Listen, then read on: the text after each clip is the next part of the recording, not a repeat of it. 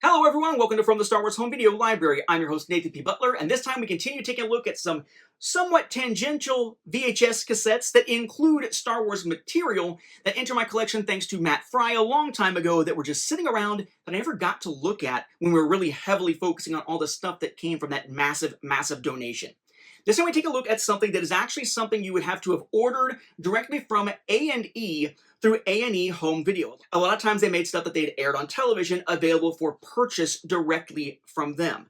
And you can tell that because it's just in a regular A&E Home Video package, which is a very generic type of package, by the way. So it says A&E Home Video, A&E Home Video, nothing there. This side just says A&E Home Video. The back, A&E Home Video. You got A&E Home Video here, only the best from A&E Home Video. Lots of copyright type stuff down here, and you would think, oh hey, there's some text. Maybe it's about the feature. Maybe it's something that's actually specific to what's on the cassette. No, it is not. Join a thrilling journey of exploration into an acclaimed documentary. Take a front row seat at a sold-out concert. Lose yourself in the intrigue of a chilling mystery or get swept away by an epic romance. A&E Home Video brings the best in acclaimed entertainment home to you.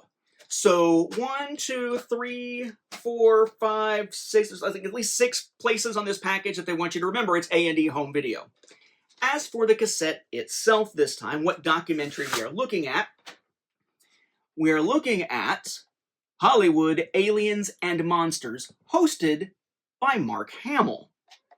So we have here that part of the label, the UPC type stuff, the barcode type stuff, and then A&E Home Video yet again. And it's sort of their generic label of this period. Hollywood Aliens and Monsters, color approximately 100 minutes, VHS documentary, category number 1997, copyright on this, 1996, copyright on the packaging and design. Little warning, the FBI type warning, don't bootleg this. And then A&E Home Video, yet again, there. So kind of a generic looking VHS, but a worthy thing to add to the Star Wars Home Video Library, I think, because of how it sort of fits Star Wars into the grand scheme of Hollywood Aliens and Monsters. I would note, by the way, this is a side-loading VHS case, kind of their generic case here, which, is a little bit unusual for the Star Wars Home Video Library, because usually it's those factory-made ones that have the opening on the bottom. So this is hosted by Mark Hamill. It has a History Channel promo before the VHS content actually starts. They talk about how the dangers of technology, like nuclear war, the ethics of stuff with DNA, causes us to play out our science fantasies in fiction. And it's really kind of chronological, so let me sort of rapid fire through the kind of stuff it covers, just in case you want to hunt this down. They talk about the silent era, starting with A Trip to the Moon from 1902, Frankenstein in 1910 by Thomas Edison. Yes, Thomas Edison. 20,000 Leagues Under the Sea in 1916, Dr. Jekyll and Mr. Hyde in 1920. And then how World War I turns people kind of toward the future, kind of looking at a distant, better future perhaps, getting into Metropolis in 1926 with a Forrest Ackerman interview. I'll note certain people who show up as interviewees when they start showing up, not necessarily every single time they show up here. Then we get into films that have sound, like Just Imagine in 1930, King Kong in 33, Invisible Man also in 33, The Shape of Things to Come, based on the story by H.G. Wells in 1936, and then we hit the World War II era. And you have Flash Gordon as sort of an exception in terms of sort of the futurism side of things, as opposed to being all kind of doom and gloom in many cases, like Dr. Cyclops in 1940. And then comes the atomic bomb. Then comes the Cold War. They have an interview here with Ronald Borst, who is a film historian.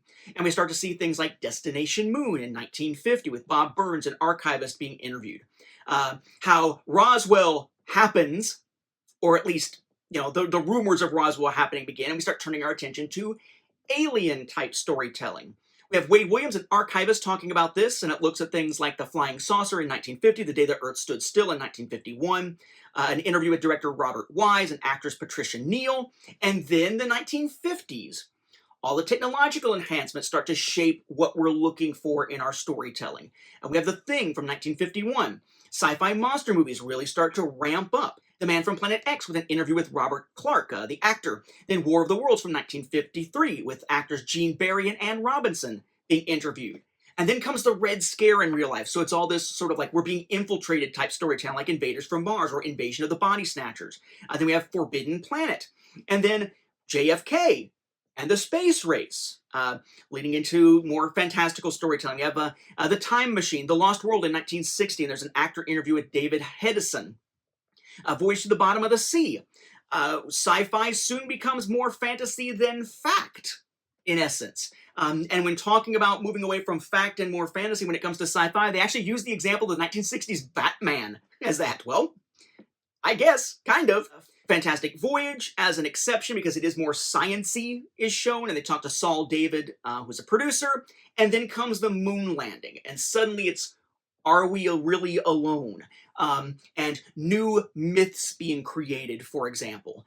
So there's a big focus then about 2001: A Space Odyssey in 1968, about how it, quote, almost made science fiction legitimate. And there's some archival footage of Arthur C. Clarke there. Then you look at Planet of the Apes in 1968, including 1966 makeup test footage and an interview with Charlton Heston. Then we go to the Andromeda Strain in 1971 with Robert Wise interviewed again. Then comes Nixon and Watergate, losing our faith in institutions, grasping at conspiracy theories, looking for like dark futures, which leads to films like The Stepford Wives in 1975, Zardoz, Logan's Run, and then the massive exception in 1977 of the original Star Wars, which we now know of as A New Hope, which is referred to here as a feel-good movie, but not science fiction because it's science fantasy. There was a clip from an interview with Lucas, but it's not new to this. It's from 1993, listed there. It does show some clips from the film itself, but from what I can tell, I mean, they're kind of sparing shots, but from what I can tell, what they're showing is from the 1997 special editions, not from the original, but that could just be my eyes playing tricks on me as I'm trying to watch this quickly. You can't find this on YouTube entirely, by the way, hence trying to watch it quickly at double speed. Got to get that research done while I can. There's a nod to John Williams' score and the new special effects technology that Star Wars brought and how that kind of changes what science fiction can do, leading us into also looking at, from 77, Close Encounters of the Third Kind, how sci-fi becomes kind of a hot commodity, and then here comes Star Trek the Motion Picture in 1979 with more by Robert Wise in the interview segments here, talking about how Trek is sort of reborn at that point, and then continuing on into 1982, looking at The Wrath of Khan. And then they circle back to 1980 with The Empire Strikes Back. Lucasfilm gets a special note, and there's more from that Lucas 1993 interview. Then it leads directly into talking about Return of the Jedi from 1983. There is more from Mark Hamill after that, where he talks about a trio of trilogies. Oh my goodness, but at this point, wasn't Lucas saying he only ever meant for there to be 6? We knew that was bullshit all along because of stuff he and others had said before. Here's Hamill talking about it again. Then they start talking about E.T. from 1982, so kind of stepping back a year again, and how optimism gave way to cynicism and the concept of the monster within, giving us a new invasion of the body snatchers. They interview Veronica Cartwright in that segment.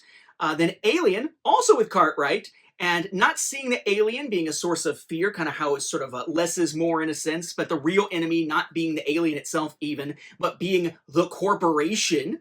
Aliens in 1986 is brought up. There is a clip from a Sigourney Weaver interview from 1986.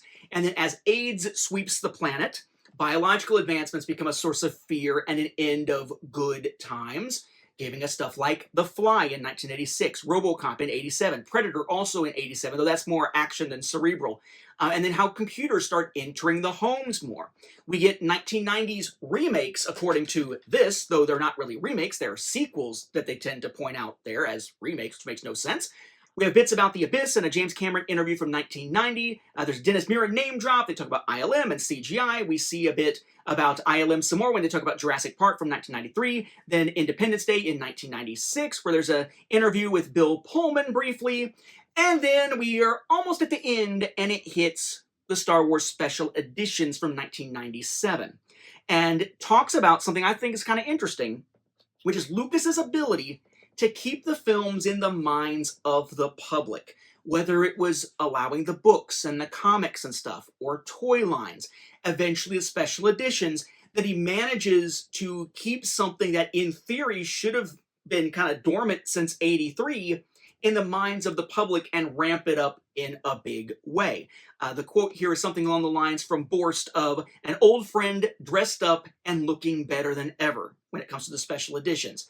And there's some in-cap comments with many of the people who had been interviewed. And when it's all over, they want to make sure that you know that you can order this thing. And there's a little bit of a little advertisement about how you could order a VHS copy of this for $29.99 directly from A&E. So again, this is kind of like what we saw with that last episode with that video from Popular Mechanics. It's not all Star Wars, but because of how much Star Wars factors into the story that it is telling about the evolution of a genre or a technology, in this case a genre, in that case a technology, there's enough Star Wars here to make it something that someone who is a Star Wars home video collector might want to track down. Again, you can't find the entire thing if you just search the title on YouTube if you want to kind of see this thing rather than trying to hunt it down. But if you do want to hunt it down, there are at least some copies out there straight from A&E Home Video itself. And they'll make damn sure you know where it came from. With that, we'll wrap up this episode. Thank you for watching, and may the Force be with the home video viewers.